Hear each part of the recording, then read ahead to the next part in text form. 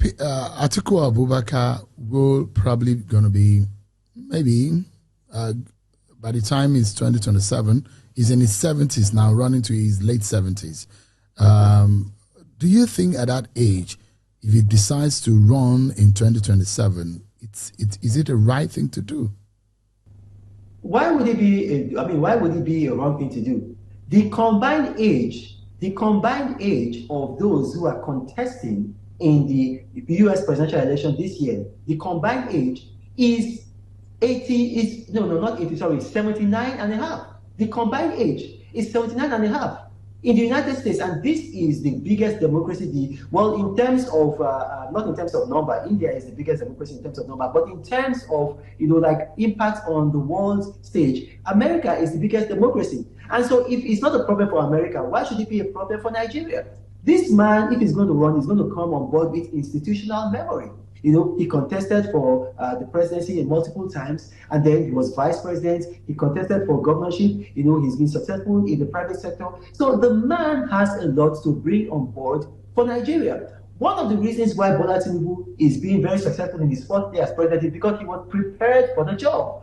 Atiku is more prepared than Bola Tinubu because he's had a long time to prepare. So his age, I don't think it's going to be a factor. In fact, I think it's going to be an advantage.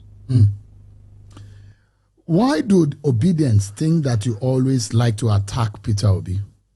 Is it deliberate? It's just the nature of the Obedience. The base of the Obedience is it comes from the Southeast, and we know that the Southeast.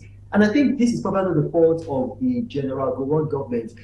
After the war, there was no rehabilitation, just like what we've done now, in the Northeast, there's a lot of rehabilitation. After the war, there was no rehabilitation, So there's a lot of post-war trauma from that part of the country. Not everybody, but, there's a critical mass of people who have that. And so they are not able to make a distinction between, being against somebody because of certain issues. Or, for example, I'm going to give you an example now. A lot of them tell me, why didn't I support the best candidate? I ask them that, how can you say the best candidate? In terms of education, this man is the least educationally qualified. Waziri Atiku Abubakar has a master's in international relations from Anglo-Ruskin University.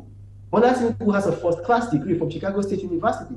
Rabi Musa Kwankwaso has a PhD in water engineering. This man has a second-class lower in philosophy from the University of Nigeria. So in terms of education, he is not as qualified as the others. In terms of achievements while in office, it doesn't come close to any of them at all. So, but in their own mindset, there's a lot of emotional, there's a lot of sentiment, and it comes back to what happened, during the war. So I understand that. A lot of them are going to attack me. But look, at the end of the day, if you hold the election 10 times, Peter Obi is still not going to win.